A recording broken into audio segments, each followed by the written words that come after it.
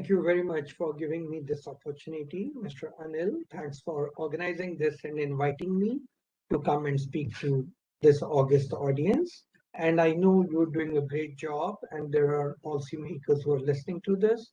And therefore, whatever we say really goes effectively in turning into policy. So, thank you very much for giving me this opportunity. I agree with you that the outlook is bleak. There's no doubt about it. And I've been into the policymaking circle now in Delhi for nearly 3 years, watching it very closely as to how the whole thing happened, how the COVID happened, and then the amount of uncertainty with which it unfolded, and now no end to that uncertainty. Even as we speak today, we are not sure if phase three is going to come or not come. And we do not know if Delta comes to India, what sort of devastating effect it will have.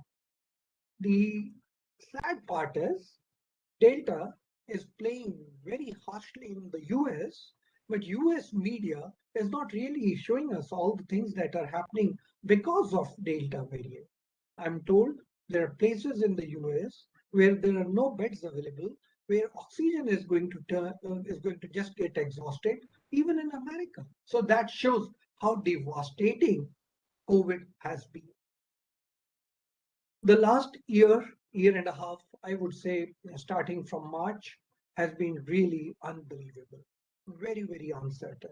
In a very uncertain situation, when you do not know the depth and the ending point, how do you make policy, both for the government as well as for the Reserve Bank? How do you make a policy? If something we know will end in a month, 2 months, a quarter, 6 months, 1 year, there is a dead end. And you can prepare for it and say, okay, I need to borrow, I need to do tide over the situation in the following week. But here is a disease where nobody knows when it will end. The only way one can look at it is there is a Spanish flu in 1918, and that lasted 2.5 years. It came in different waves. The first wave was X, the second wave was 5X, the third wave was 3X, and then the fourth and the fifth wave waned out. But the problem with 1918 Spanish flu is it mixed with the world wars, and then soon the Great Depression had started sitting in. So therefore, to wean out and say exactly what happened because of Spanish flu is a real challenge. Today, we are in a very difficult situation. There is uncertainty as to the brutality of the virus, as well as the uncertainty of the period of the virus, the way it has mutated, the way the variants have come, and way each variant is far more lethal than the previous one. It becomes a real challenge for both the policymakers at the fiscal authority and the monetary authority. Given this uncertainty, and given that the world is highly globally integrated and that the world is communicating rather very, very rapidly with each other, the IMF and the World Bank have also been playing a crucial role.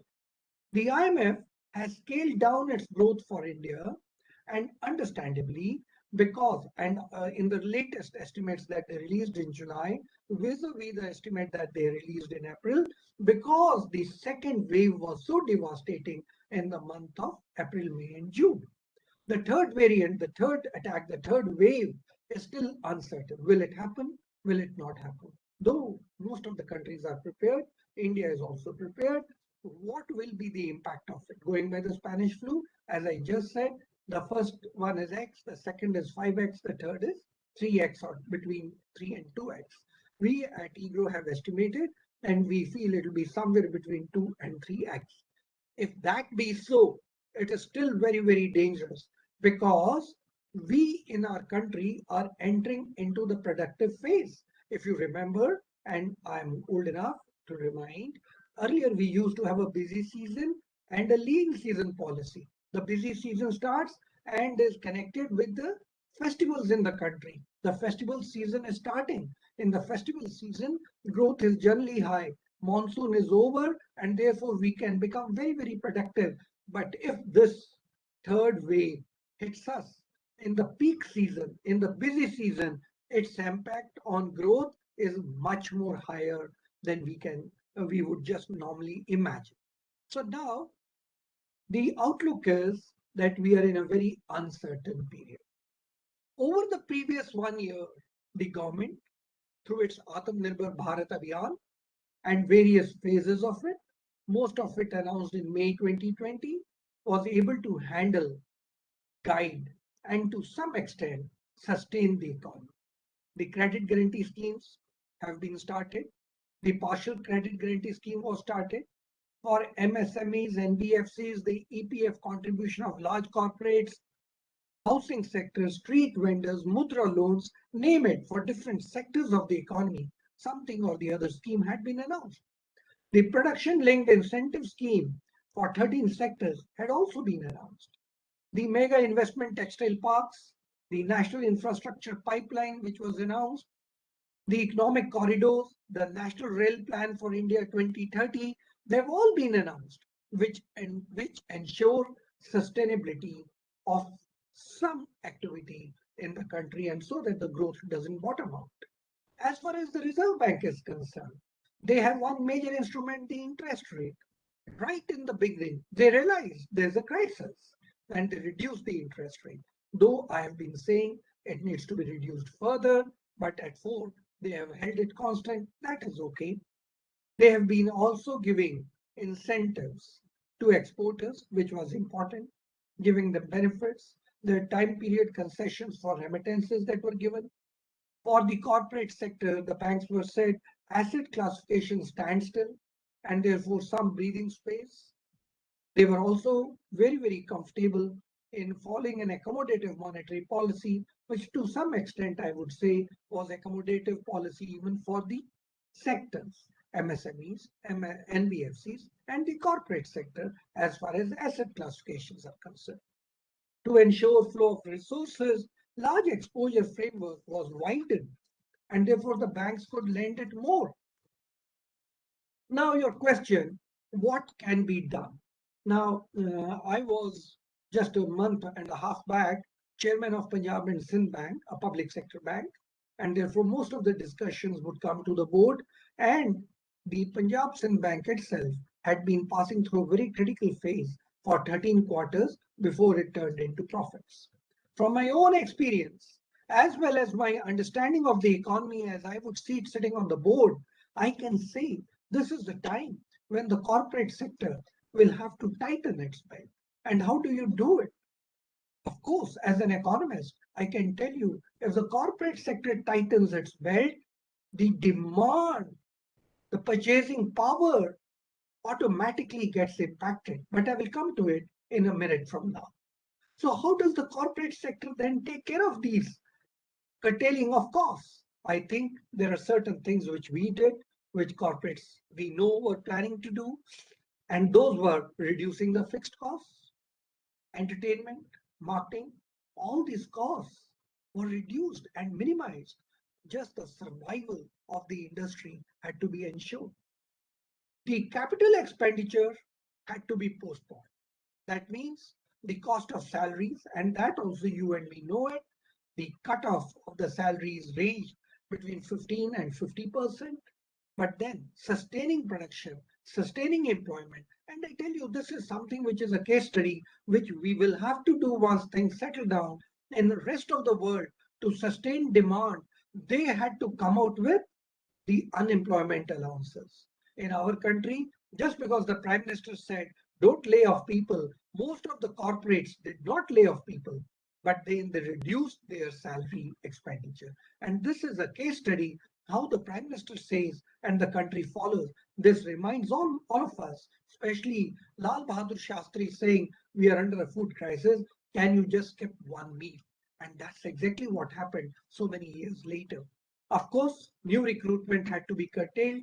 Inventories had to be optimally managed as it is capacity utilization was not at its peak. So the inventory management had to be very, very carefully calibrated and optimally utilized.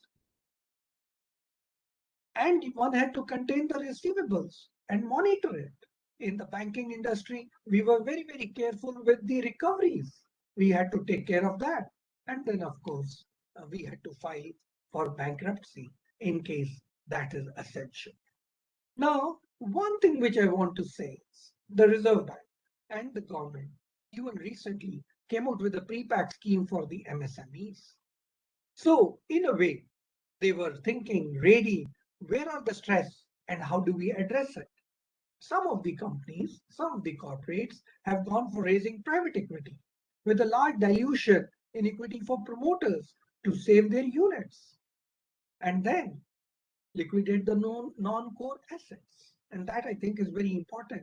This is the time we in Punjab Sindh Bank too looked at the assets and we were wondering in our board many a times how do we monetize our non-core assets? And this brings me to the last point which I want to stress is while the government started initiating measures way back from March 2020 and the RBI supported those measures totally and very, I would say, not faithfully, but in a complementary manner, in a cautious but well sequenced manner.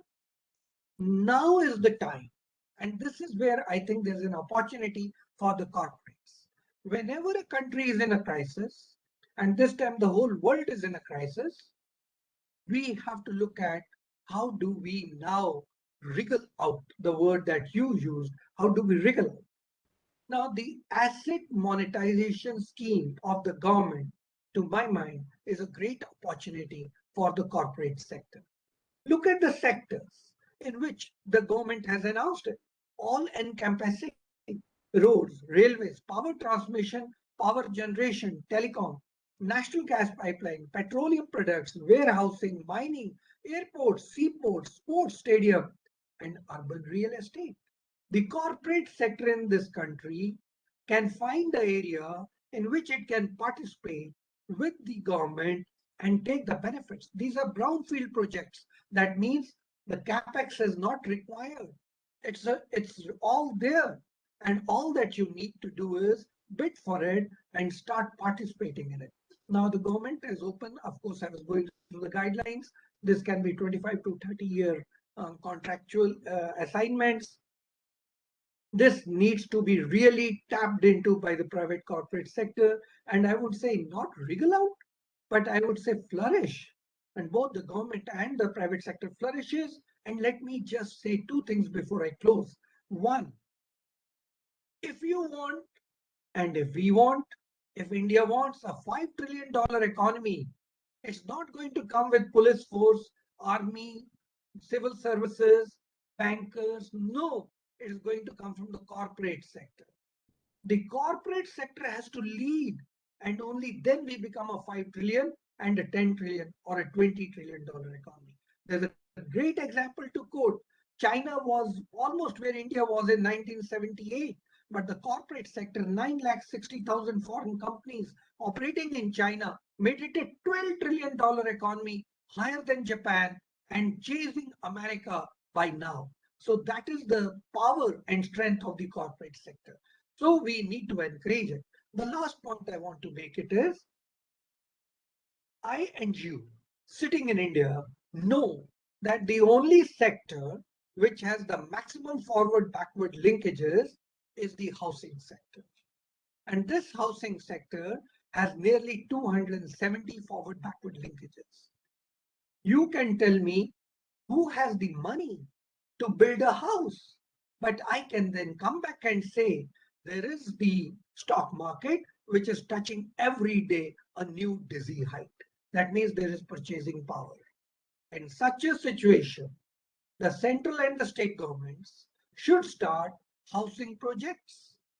And once they start housing projects, 270 industries come into action, get activated, they generate employment. Employment means salary. Salary means purchasing power. In Right. addition to the National See, Asset Monetization Plan, uh, there is a housing plan which can revive the economy. With that, thanks once again for giving me the time to speak to you. Thank you.